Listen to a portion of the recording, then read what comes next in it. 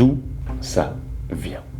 Aujourd'hui, on va explorer ensemble les régions de whisky écossais. Comment, avec un tout petit peu de connaissances géographiques, tu pourras briller en société lors de ta prochaine dégustation de whisky et surtout arrêter de ressembler à une truite sur un étal de poissonnerie quand on te parlera de Campbeltown, Islay, Highlands ou Highlands par exemple. Donc aujourd'hui, on est parti pour une petite leçon de géographie qui va te permettre de comprendre quelles nuances gustatives ces régions donnent au whisky. Quand on commence son aventure dans le monde du whisky, l'étiquette, c'est déjà un premier obstacle. Ces étiquettes feront l'objet d'une vidéo à part entière, donc abonne-toi pour ne pas la manquer. En soi, il y a une quantité monstrueuse d'informations sur ces étiquettes. Si je prends n'importe quelle bouteille, par exemple ici, un Lagavulin Islay Single Malt Scotch Whisky Age 16 Years, le Ardent American Highland Single Malt Scotch Whisky Cask Strength, et un dernier petit exemple, le Douglas Links Big Peat Islay Blended Malt Scotch Whisky.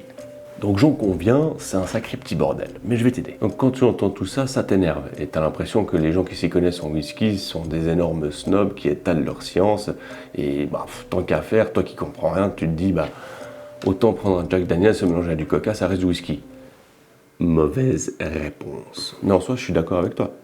Dit comme ça, on a l'impression qu'il faut avoir fait les études avec Thomas Pesquet pour rivaliser. Mais en fait, ce que je viens de dire et qui t'a semblé être du charabia, c'est tout simplement le pedigree du whisky. C'est vraiment cette première phrase sur laquelle on tombe qui nous donne vraiment toutes les informations nécessaires pour avoir une sorte de CV du whisky. Alors là aussi, on fera une vidéo dédiée sur vraiment spécifiquement qu'est-ce qu'on retrouve sur une étiquette de whisky.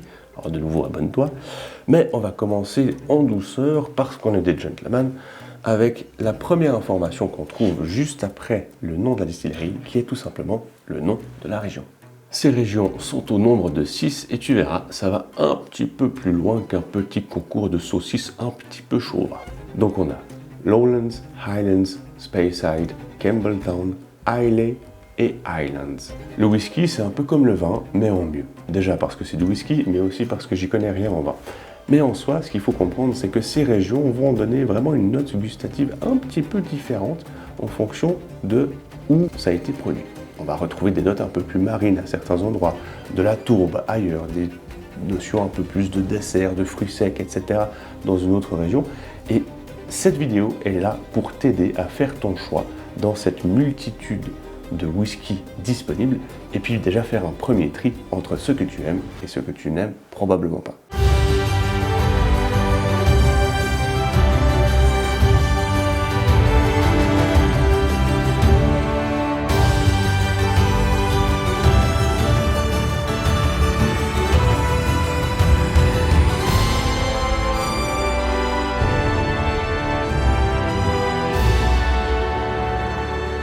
Pour faire un tout petit crochet historique, ces régions ont été décrétées à peu près dans les années 20 quand les master blenders avaient envie de mettre un tout petit peu d'ordre dans tous les whiskies qui existaient et un peu décréter des catégories par-ci par-là. Ils se sont mis d'accord sur 5 catégories, mais on va en voir aujourd'hui 6 parce que dans la pratique, je trouve qu'il y en a plus 6 que 5.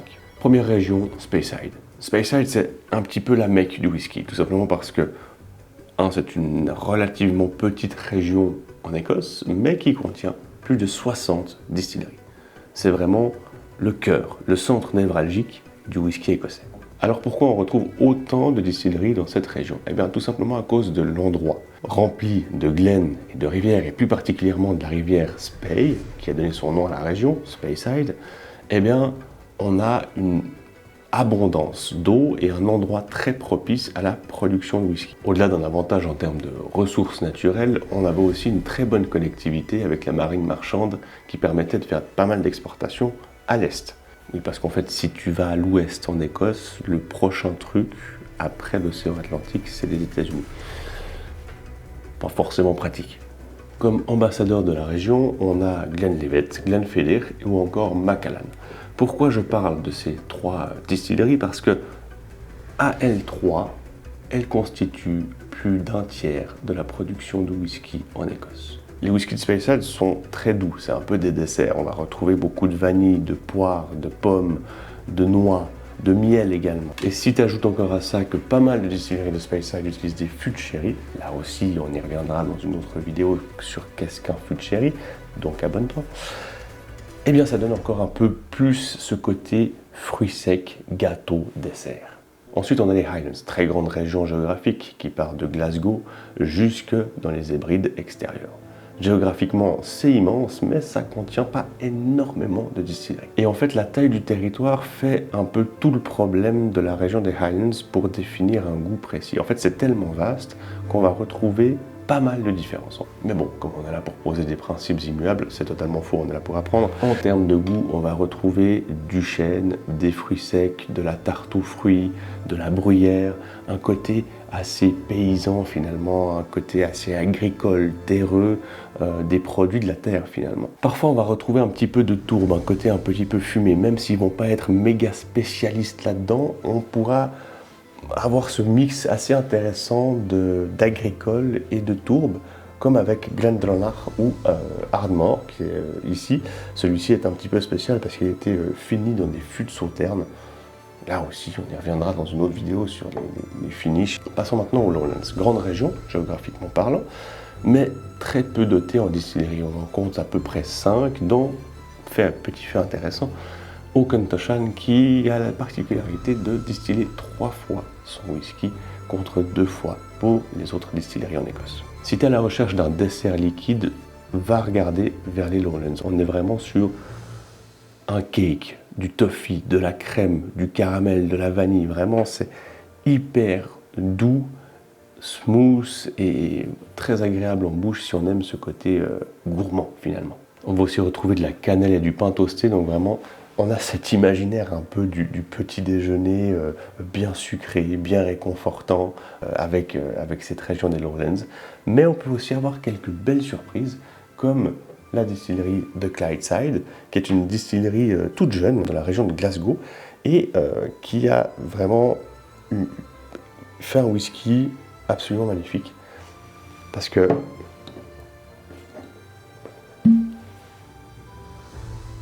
vraiment à l'odeur, je vous assure, je sens vraiment de la fraise tagada. Et en fait, si je le bois, je vais avoir du poivre noir. Et c'est vraiment une excellente surprise que j'ai découvert il y a quelques temps. Et donc, on a ce côté très dessert dans les Lowlands, mais aussi avec pas mal de surprises, ce qui va être un petit peu le cas de toutes les régions finalement. Passons maintenant à Islay. Islay, c'est une île, c'est tout. Mais sur cette île, il y a 10 distilleries en activité, 17 qui se sont succédées. Et donc sur un territoire finalement de 620 km², on a eu 27 distilleries. C'est la maison de distilleries extrêmement connues comme Lagavulin, Ardbeg ou Caolila. Et Islay en fait est extrêmement connu pour ses whiskies tourbés. Donc si un jour tu as goûté un whisky tourbé, il y a de très fortes probabilités qu'il venait d'Islay. Donc on va retrouver sur Islay des distilleries qui vont te donner des goûts assez tourbés de charbon, de barbecue, mais aussi avec pas mal de notes marines, je trouve, avec de l'iode, des algues, etc. Et en fait ce mix entre marin et tourbe va donner un aspect assez médicinal au whisky. Enfin, une odeur et entre l'huile de moteur et le médicament. Je suis d'accord, c'est assez contre-intuitif de dire viens goûter un whisky qui a un goût de charbon. Je suis entièrement d'accord. Mais vraiment, c'est au-delà du charbon. Si tu aimes ce côté bacon, ce côté grillade, ce feu de bois, cette odeur du feu de bois, puis que tu as envie de le ressentir en bouche, et ben vraiment, je t'invite à tester un whisky tourbé. Et puis même en elle-même, la tourbe, c'est pas de la fumée. Enfin, ça a vraiment une odeur particulière et la fumée qui se dégage de la tourbe, c'est vraiment particulier. Et donc, soit tu as l'opportunité de boire un whisky qui va te donner un aperçu du goût que ça a, la tourbe, soit tu manges de la terre. Personnellement, j'ai déjà fait mon choix. Alors, ça ne convient pas à tout le monde. On aime, on n'aime pas. Il y a les aficionados, il y a ceux qui sentent cette odeur d'huile de moteur et qui ont un haut le cœur. Ça, c'est clivant. C'est clairement clivant. Personnellement, j'adore ça. Et d'ailleurs, petit aparté, si je dois comparer le côté fumé tourbé entre le Lichik 20 et le Ardbeg Riggedale, je trouve que le Lichik 20 est plus tourbé, puisque le Ardbeg est plus fumé. Et c'est là qu'il faut que tu comprennes de ne pas confondre tourbe et fumé. Parlons maintenant des îles. Alors, comme je t'ai dit un peu plus tôt dans la vidéo, selon la Scotch Whisky Association, ce n'est pas une région officielle. Mais je trouve que dans la pratique, ça l'est, et beaucoup de gens sont d'accord avec cette classification finalement. Si tu vas dans un restaurant, sur des sites internet, ou même dans des expositions, etc., eh bien, tu vas très facilement tomber sur la région des îles. Historiquement, les îles étaient comprises dans les Highlands, mais je trouve vraiment, et je pense que c'est le cas de tous les gens qui différencient les îles des Highlands, que gustativement, on n'est pas du tout sur les mêmes notes. Pour les îles, on aura des whiskies comme Arran, absolument incroyables. On aura aussi Tobermory, sans doute une de mes distilleries préférées. Mais on aura aussi Talisker qui trône juste là-bas derrière. Et donc ces whiskies des îles, je trouve qu'ils ont une balance vraiment parfaite entre le tourbé et le fruité. Je trouve généralement qu'avec les whiskies des îles, on va commencer sur une note d'agrumes qui va laisser sa place à pas mal de notes marines, de d'iode, etc. pour ensuite laisser place à quelque chose de beaucoup plus doux, comme du miel, des fruits secs, des noix. Et pour faire un petit finish hyper intéressant de légère tourbe et de poivre noir par moment. Moi je trouve que c'est vraiment des whiskies extrêmement complexes, et je trouve que c'est là où on comprend l'influence de l'environnement sur le caractère, le côté vieillissement du whisky. En fonction de où est-ce qu'on va faire vieillir ce whisky, eh bien il va prendre différents goûts. Là, on le fait vieillir sur des îles qui sont charriées par les éléments, et ben on va avoir un côté très marin, qui donne du peps, quoi, des agrumes, etc. Ce côté un petit peu tourbé, parce que finalement, Islay n'est pas très loin, et c'est vraiment, pour moi, le mix le plus intéressant que je connaisse. Parlons maintenant un petit peu de Campbeltown. Campbeltown, c'est une péninsule en dessous d'Islay, qui va assez loin, finalement une assez longue péninsule, qui a eu une grande histoire de whisky. Pour certains, c'est même la capitale du whisky. Pour une raison assez simple, parce qu'elle était très bien connectée en termes de marine marchande, et deuxième raison, il y en avait à peu près 30 de ces distilleries. Je dis il y en avait parce qu'elles ont toutes disparu. Pour des raisons assez diverses et variées, parfois obscures, mais globalement, on en tire le fait que, sans doute, qu'ils privilégiaient la quantité face à la qualité. Et ce petit problème de quantité au lieu de qualité a fait qu'aujourd'hui, à Campbeltown, il n'y a plus que 3 distilleries qui, elles, à l'inverse, privilégient énormément la qualité sur la quantité. Ces 3 distilleries sont Springbank, Glen Scotia et Glengyle. Petit aparté d'ailleurs pour Glengyle, c'est la distillerie qui produit le whisky Kilkerran, extrêmement connu et apprécié des connaisseurs, extrêmement incroyable comme whisky, mais extrêmement mauvais en marketing. À quel moment tu te dis que le nom de ton whisky est plus connu que le propre nom de ta distillerie? Parce que sur une bouteille de Kilkerran, il faut le trouver, le nom de la distillerie en fait. C'est pas écrit. C'est écrit Kilkerran en gros. Voilà. Il y a les cours de marketing qui se perdent.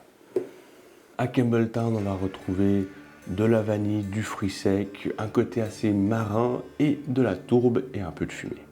Voilà, ça y est, on a vu les 6 régions principales du whisky en Écosse. Mais alors, est-ce que c'est vraiment indispensable de savoir toutes ces régions? Oui et non. Moi je dirais que oui, parce que ça te permet déjà de défricher un petit peu de ce brouillard qui entoure le whisky. Vraiment, l'étiquette, comme on l'a vu en début de vidéo, c'est du charabia. Et là, je t'ai donné les clés pour comprendre le premier mot. Et cette région, comme on l'a vu, va faire dépendre un petit peu de la tendance gustative du whisky. Si tu vas dans les îles, tu auras un côté plus marin. Si tu vas dans les Lowlands, tu auras un dessert.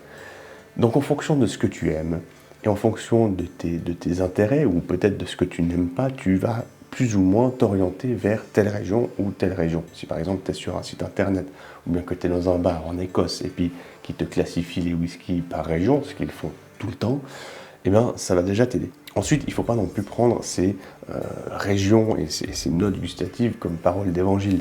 On a des exceptions partout, comme Clydeside, qui, bien que ce soit une distillerie des Lowlands, fait un truc absolument merveilleux de poivre noir et qui n'est pas du tout dans le côté dessert qui pour moi, est un peu moins intéressant. Ou alors, on a Bunnahabhain qui fait le classique Laddie, qui est un whisky d'Islay, mais qui est absolument pas tourbé. Donc, les variations existent et je pense qu'il faut surtout faire confiance à l'innovation et aux maîtres distillateurs pour nous créer plein de surprises. Et c'est ce qu'ils sont en train de faire chaque année, chaque 6 mois, chaque mois. Il y a des pépites absolument incroyables qui sortent. Et c'est ça qui fait finalement la richesse du whisky et du whisky en Écosse. C'est que, à mon sens, c'est la seule boisson alcoolisée qui te permet de tester autant de goûts différents alors que c'est la même boisson. Tu prends un rhum par exemple, il y a des très très bons rhums, je dirais jamais le contraire, mais globalement ils ont un peu tous le même goût, ils ont tous ce côté caramel, vanille, etc. Très doux, un peu des Lowlands finalement. Mais de comparer un whisky des Lowlands et un whisky des Highlands ou d'Islay, on sera sur deux boissons différentes, alors qu'elles s'appellent toutes les deux whisky. Donc c'est pour ça aussi que voilà, j'aime le whisky, c'est pour ça que c'est intéressant de connaître finalement ces régions pour savoir où est-ce qu'on se dirige, dissiper ce brouillard. Et en tout cas, j'espère que cette vidéo t'a plu, que tu en as appris un petit peu plus sur le whisky et l'Écosse. Ça m'a fait méga plaisir de te présenter toutes ces belles régions. Donc un grand merci d'avoir regardé cette vidéo. Dis-moi dans les commentaires quelle est ta région préférée, peut-être ton whisky préféré. Je suis très curieux de savoir ça et qu'on puisse en débattre juste là en dessous dans les commentaires. Jette aussi un œil à la description, tu y trouveras sûrement 2-3 petits liens très intéressants pour toi, le monde du whisky et l'Écosse. Et si tu apprécies mon travail, le meilleur moyen de me remercier, c'est tout simplement de t'abonner, de commenter et de partager cette vidéo à tous tes potes qui sont intéressés de près ou de loin au whisky pour qu'on puisse faire grandir cette communauté d'amateurs de whisky et d'amoureux de l'Écosse. Un immense merci d'avoir regardé cette vidéo. Prends soin de toi, à bientôt et Slainte.